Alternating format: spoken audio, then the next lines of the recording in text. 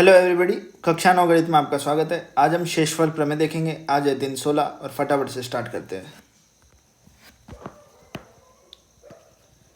Day 16। तो शेषफल प्रमेय क्या होती है हम आगे जानेंगे, ठीक है।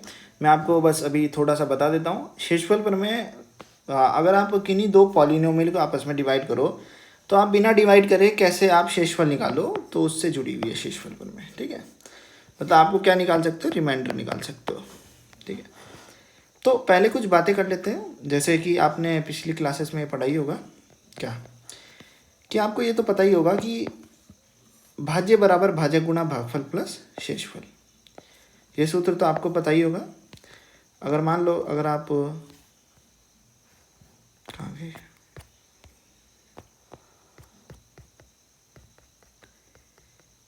अगर मान लो आप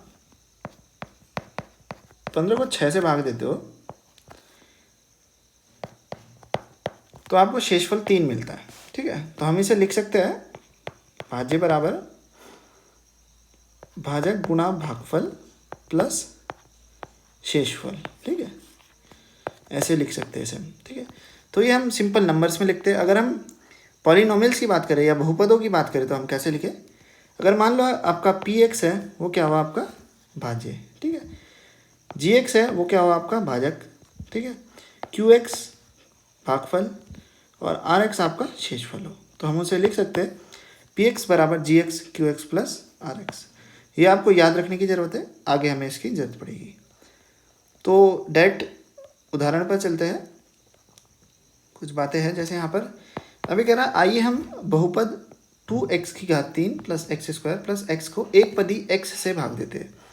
केवल एक पदी x से भाग दिया तो हमें कुछ इस प्रकार का आंसर मिला, ठीक है। ये तो सरल था, इसमें मुझे लगता नहीं आपको कोई समस्या होगी। उदाहरण 6 देखते हैं कैसे करेंगे। उदाहरण 6 कह रहा है पी एक्स को जी एक्स से भाग दीजिए, जहाँ पर पी एक्स आपका ये है और जी एक्स आपका ये है। तो इसे भाग देना सिखा देता हूँ एक बार, ठीक है। तो पी एक्स है आपका x square x plus 3x square minus 1, x plus 3x square minus 1, और जी एक्स है आपका 1 प्लस एक्स, ठीक है। आपको भाग देना है और शेषफल निकालना है, ठीक है। आपको डायरेक्ट भाग देना है। तो सबसे पहले हम लंबा मेथड देखेंगे, फिर इसके बाद शेषफल प्रमेय है जिसे हम जानेंगे, ठीक है। तो सबसे पहले मैं इन्हें ऐसे क्रम में लिख लेता हूँ, डिग्री के घटते हुए क्रम में, क्योंकि इससे हमें सरल होगा सॉल्व करना। एक्स प्लस 1, ठीक है। तो ये देख सकते हो, ऐसे लिख सकते हैं ना। अगर आप कभी ऐसा क्वेश्चन मिले तो आप ऐसे लिखना मत भूलिएगा उसे, ठीक है। तो अब क्या करेंगे, हम डायरेक्ट भाग देते हैं x plus 1 3x square plus x minus का 1, ठीक है। देखो, हम जब पॉलिनोमियल का या बहुपदों का हम भाग करते हैं तो सबसे पहले हमें एक एक टर्म को ख़त्म करते रहना पड़ता है, एक एक टर्म को, मतलब एक एक पदों को। तो पहला पद है आपका 3x स्क्वायर, तो इसे ख़त्म करना पड़ेगा, यहाँ से हटाना पड़ेगा। तो हमारे पास ये है। तो अब हम इससे कैसे बनाए 3x स्क्वायर, ये देखना है। हमारे पास है x प्लस 1, ठीक है। हमारे पास एक x है, अगर मैं 3x से मल्टीप्लाई कर दूँ तो हमें क्या मिलेगा, 3x स्क्वायर प्लस का 3x मिलेगा ना, मिलेगा। तो 3x स्क्वायर मिल जाएगा, तो हम माइनस कर देंगे आपस में। तो हम पहले 3x से मल्टीप्लाई कर रहे हैं, यहाँ पे मिला हमें 3x स्क्वायर प्लस का 3x, ठीक है। x प्लस 1 ही है ना, हाँ x प्लस 1 ही है। तो हमने किया, फिर माइनस किया, ये तो ख़त्म हो जाएंगे आपस में। ये माइनस लगाया, प्लस माइनस क्या होता है, माइनस होता है। प्लस और माइनस है तो माइनस होगा, माइनस का 3x हो जाएगा आपका, और प्लस का x है। तो आपको क्या मिलने वाला है यहाँ पे, माइनस का 2x माइनस का 1, ठीक है। फिर आपके पास x प्लस 1 है, अब इससे माइनस का 2x बनाना है आपको, एक एक पदों को ख़त्म करते चलना है ना हमें। तो अब आपके पास पद क्या बचा, माइनस का 2x। इसे ख़त्म कैसे करेंगे, अगर आप माइनस के 2 की मल्टीप्लाई कर दो x प्लस 1 से, तो आपको क्या मिलेगा, माइनस का 2x और माइनस का 2, क्योंकि जब माइनस 2 बन जाए माइनस 2, तो वही रख दो आप। आपने मल्टीप्लाई करी माइनस के 2 से, माइनस का 2x माइनस का 2, ये हो गया ख़त्म। माइनस माइनस प्लस था, अब ये देखो माइनस माइनस प्लस, अब 2 प्लस का हो गया 1 माइनस का, तो 2 में से 1 गया आपका 1 बचा, ठीक है। तो ये था आपका शेषफल, और ये आपका क्या हो गया, भागफल। ये हो गया आपका जिसे बोलते हैं डिविडेंड, और ये हो गया आपका डिवाइजर, ठीक है। आई होप आप समझ गए होंगे। ये क्वोशिएंट होता है और एक रिमाइंडर होता है ये, ठीक है, रिमाइंडर। तो ये थे, हमने लंबा भाग दिया। तो जो शेषफल पर मैं कहती है वो शॉर्ट में करना सिखाती है हमें से। शॉर्ट में कैसे, आपको किससे भाग देना था, x+1 से इसका शून्य निकाल लो। तो x+1 का शून्य निकलेगा आपका x = -1। शून्य निकालना मैंने पिछली प्रश्नावली में सिखाया हुआ है।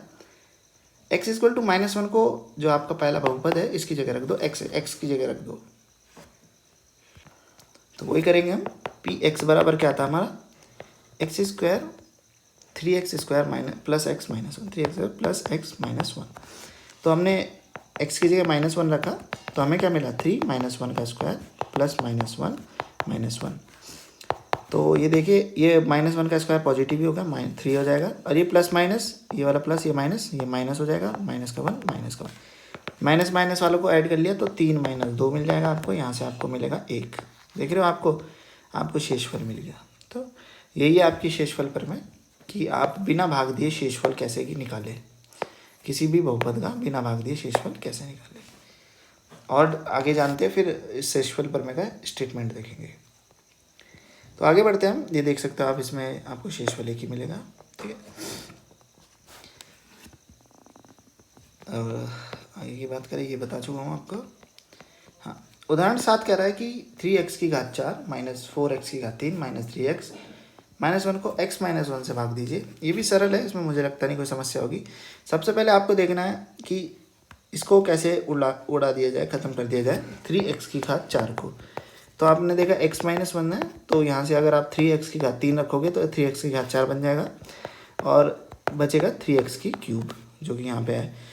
और फिर माइनस का साइन लगाया, बस कोई दिक्कत नहीं होगी, मुझे लगता नहीं कोई समस्या होगी आपको। मैंने आपको एक समझा दिया है, इसे आप खुद से करने की कोशिश कीजिए। अगर आपको तब भी समस्या होती है तो आप मुझसे टेलीग्राम पर पूछ सकते हो, ठीक है। आई होप आप समझ गए होंगे। मैं आपको डायरेक्ट वो लगा के दिखाता हूँ शेषफल प्रमेय। शेषफल प्रमेय क्या कहती है कि जो आपका डिवाइज़र है, मतलब आप जिसे भाग देने वाले हो, तो उसका आप शून्य निकाल लो। उसका शून्य निकालना आसान हुआ, ये प्लस माइनस का x उधर जाके प्लस का, तो शून्य मिल गया x बराबर 1। तो इस पूरे बहुपद में x की जगह 1 रख दो तो आपको क्या मिलेगा, 3 -3, ठीक है, और -3 1 -1। तो यहाँ से मिला आपको 3 -4 -3 -1, तो यहाँ से मिलेगा आपको -5, ठीक है। तो ये आपको डायरेक्ट आपको शेषफल प्राप्त हो गया। ये देख सकते हो, डायरेक्ट आपको शेषफल प्राप्त हो गया। हमें इतनी लंबी चौड़ी भाग नहीं करनी है, ये शायद आप 10th क्लास में पढ़ोगे, ठीक है। लेकिन मैंने तब भी आपको एक क्वेश्चन समझा दिया है। आपको सीखना है, लेकिन अभी सीख लोगे तो फ़ायदे में रहोगे। अब ऐसे ही कहा कि इसने px को x+1 से भाग देने पर प्राप्त शेषफल ज्ञात कीजिए। तो ये तो भाग देना काफ़ी सरल था, ठीक है। शेषफल आपको मैंने क्या कहा, जो आपको जिससे भाग देने वाले हो डिवाइज़र, उसका शेषफल उसका शून्य निकाल लो। इसे 0 के इक्वल रखोगे तो ये वहाँ जाके क्या हो जाएगा, माइनस का x = -1 मिला। अब आप जो बहुपद है उसमें x की जगह -1 रख दो, तो -1 की क्यूब +1। और मैंने आपको क्या बताया, ऋणात्मक जो संख्या होती है उसका जो स्क्वायर होता है वो आपको पॉजिटिव होता है, परंतु जो घात 3 होती है वो ऋणात्मक होती है, ठीक है।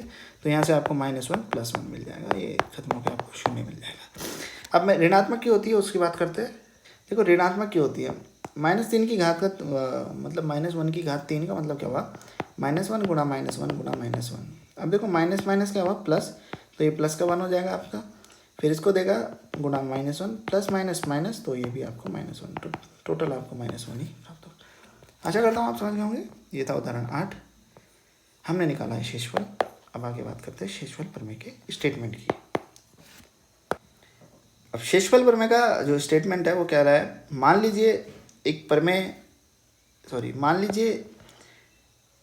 px 1 से अधिक या 1 के बराबर घात वाला एक बहुपद है, ठीक है।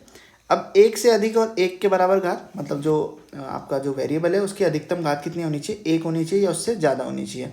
क्योंकि अगर अधिकतम घात 1 से कम हुई मतलब 0 हुई, तो आपको बताया 0 घात किसकी होती है, अचर बहुपद की। अचर बहुपद मतलब कांस्टेंट वाले हो गए, जिनमें आपके 2 3 5 ऐसे करके आते हैं, -7 ऐसे करके आते हैं, ठीक है। तो इनको भाग देना थोड़ी सीखना, हमें तो बहुपदों को सीखना। तो कम से कम घात 1 होनी चाहिए या उससे ज़्यादा होनी चाहिए px की, ठीक है। और फिर मान लीजिए आप उसे एक कोई वास्तविक संख्या और उसे किसी रैखिक बहुपद की क्या खास बात है, उसकी जो घात होती है बहुपद की वो 1 होती है, ठीक है। मैंने आपको बता रखा है। x माइनस ए से भाग देते हैं तो शेषफल आपका पी ए हो जाता है, ठीक है। मतलब आप जो कुल मिलाकर जो आपका रैखिक बहुपद है उसका शून्य निकाल लो और शून्य को आप जहाँ जहाँ x है या कोई भी आपका वेरिएबल है उसकी जगह रख दो तो आपको क्या मिल जाएगा, शेषफल प्राप्त हो जाएगा, ठीक है। बस यही थी शेषफल प्रमेय जो कि मैंने आपको ऊपर भी समझा दिया। और इसको आप सरल कर सकते हो, हल कैसे, इसको सॉल्व कैसे कर सकते हो, इसकी उत्पत्ति लिखी हुई है यहाँ पर, इसे कर सकते हो आप इसकी मदद से। कहाँ गया है जो मैंने आपको कहा था, याद कर लेना, भाज्य बराबर भाज्य गुणा भागफल प्लस शेषफल, ठीक है। इसे पढ़ने की कोशिश कीजिएगा अपनी ओर से। कोई समस्या आता मुझसे पूछ लेना, मुझे लगता नहीं इसमें कोई समस्या होगी। अब हम शेषफल ज्ञात करते हैं। अब ये कह रहा है कि इसको x-1 से भाग देने पर शेषफल प्राप्त कीजिए। तो x-1 का शून्य क्या है, मतलब शून्य के इक्वल रखा तो आपको माइनस का उधर जाके प्लस का, तो x बराबर 1 मिला। यहाँ पर जहाँ जहाँ आपका x है वहाँ पे 1 रख दो, तो 1 + 1 - 2 + 1 + 1। तो यहाँ से आप देख रहे हो ये कैंसिल हो जाएंगे, यहाँ से आपको 2 मिलने वाला शेषफल में। आप चेक कर सकते हैं यहाँ पे आपको शेषफल में 2 ही मिला, ठीक है। अब ये कह रहा है कि अब उदाहरण नंबर 10 है, ठीक है। उदाहरण नंबर 9 था पिछला। उदाहरण नंबर 10 कह रहा है कि जांच कीजिए बहुपद 4t की घात 3 + 4t की घात 2 - t1 - 1 2t + 1 का एक गुणज है या नहीं है, ठीक है। तो इसके बारे में जांच करेंगे, इसके बारे में हम पता लगाएंगे। और उससे पहले मैं आपको कुछ बातें बताना चाहूँगा कि क्या होता है गुणज, ठीक है। इसके बाद प्रश्न 2.3 जो कि अगली वीडियो का काम है। क्या होता है गुणज, गुणज का मतलब क्या होता है। मैं उदाहरण लेता हूँ 6 का। मैंने कहा आपसे 6 के 5 गुणज लिखिए, तो 6 के 5 गुणज क्या हो जाएंगे, ठीक है। अब आप कहोगे तो आपने पहाड़ा लिख दिया, तो यही गुणज होता है, टेबल से गुणज होते हैं। गुणज का मतलब क्या होगा कि पहले आपने 1 से मल्टीप्लाई करी, फिर 2 से करी, फिर 3 से करी, फिर 4 से, फिर 5 से, तो ऐसे करके आपने मल्टीप्लाई करके उसी नंबर की, ठीक है, उसी नंबर की मल्टीप्लाई करके आपने जो नए नए नंबर बनाए उन्हें बोलते हैं गुणज, ठीक है। इसे इंग्लिश में मल्टीपल्स बोलते हैं, ठीक है। अब आगे और बना सकते थे आप 36, ऐसे करके आप आगे बनाते जा सकते थे अनलिमिटेड टाइम तक, ठीक है। अब ये कह रहा है कि 2t + 1 का गुणज है या नहीं है। इसका मतलब कहने का है कि 2t + 1 की किसी नंबर से गुणा करके क्या हमें ये मिलेगा, मतलब किसी अन्य बहुपद से गुणा करके क्या हमें ये मिलेगा, ये आपको बताना है। तो कुछ नहीं, आप बता सकते हो। अगर आपको गुणज या गुणनखंड भी बताना हो, जो कि हम अगले टॉपिक है हमारा कि बहुपदों का गुणनखंडन, ठीक है, तो आपको क्या करना पड़ेगा, शेषफल शून्य लाना पड़ेगा। देखिए, ठीक है, शेषफल क्या लाना पड़ेगा आपको, 0। मतलब आपको जो डिवाइज़र है, ठीक है, जो आपका भाजक है, भाजक का आपको क्या निकालना पड़ेगा, शून्यक। और शून्यक मतलब जो समझ लो सीधा, ठीक है। 2t + 1 को 0 के इक्वल रखा तो यहाँ से आपको शून्यक मिल जाएगा, ये -1 हो जाएगा, और ये 2 क्या हो जाएगा आपका डिवाइड में, तो -½ मिला आपको। अब जो t की जगह आप क्या रख दो, -½ रख दो, ठीक है। वही हमने वही वाला काम किया, शेषफल निकाला हमने। अगर हमें शेषफल शून्य मिल जाए, 0 मिल जाए, ठीक है, अभी तक 0 नहीं मिल रहा था हमें, ठीक है, हमें 2 मिला ऊपर, ये इसमें 0 मिला था हमें, उससे पहले हमें क्या मिला था, 2, ठीक है। तो अगर हमें शेषफल क्या मिल जाए, 0 मिल जाए, तो समझ लीजिए वह उसका मल्टीपल और फैक्टर दोनों है, ठीक है। आई होप आप समझ गए होंगे। यहाँ पे जब हमने t की ½ रखी तो हमें 0 मिल गया, तो इसमें लिखा है अतः QT को 2t + 1 से भाग देने पर प्राप्त शेषफल 0 है। अतः 2t + 1 दिए हुए बहुपद QT का एक गुणनखंड है, अर्थात QT 2t + 1 का एक गुणज है, ठीक है। अब इसने कह दिया एक गुणनखंड भी है, समझ रहे हो, 2 बातें हो गई, गुणज भी और गुणनखंड भी। गुणज और गुणनखंड अलग अलग होते हैं, ठीक है। गुणज होता है आपका मल्टीपल और गुणनखंड होता है आपका फैक्टर, ठीक है। मतलब 2t + 1 फैक्टर भी हो गया और क्या हो गया, मल्टीपल भी हो गया, दोनों हो गया। आपने क्या किया, आपने जो भाजक था उसका क्या निकाला, आपने उसका शून्यक निकाला। उस शून्यक के मान को t की जगह आपने, मतलब जो आपका वेरिएबल था या चर था, बहुपद में रखा चर की जगह। तो जो आपको अगर शेषफल मिलता है इससे, हमें शेषफल प्रमेय के कहने के अनुसार शेषफल अगर आपको शून्य मिल जाए तो आपका काम हो गया। आशा करता हूँ आप समझ गए होंगे। अगर आपको तब भी कोई डाउट रह जाता तो हम मुझसे टेलीग्राम पर पूछ सकते हो। मुझे लगता नहीं कोई डाउट होगा इसमें। आपको शेषफल निकालना, अगर आपको शेषफल 0 मिल जाए तो समझ लीजिए क्या हो जाएगा आपका, वो फैक्टर और मल्टीपल दोनों। तो आज हमने क्या पढ़ी, आज हमने शेषफल प्रमेय देखी। शेषफल प्रमेय क्या कहती है कि अगर आप स्टेटमेंट पढ़ लेते एक बार, कहाँ गई,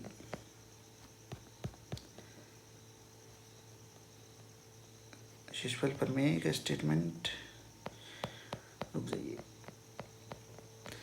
तो अगर मैं ही बता देता हूँ, अगर किसी बहुपद की घात 1 या उससे ज़्यादा हो, उसको आप किसी रैखिक बहुपद से भाग देते हो तो आपको शेषफल किससे मिल जाएगा, रैखिक बहुपद के शून्य से शेषफल प्राप्त हो जाएगा। ठीक है, यही थी शेषफल पर में। ठीक है, आई होप आपको समझ आया हो। ठीक है, अगली वीडियो में हम क्या देखेंगे हमारे प्रश्न नंबर 2.3। वीडियो देखने के लिए धन्यवाद। अगर मेरे द्वारा बोलने में जल्दबाजी में बोलने में कुछ गलती हो जाए तो उसके लिए क्षमा चाहूँगा।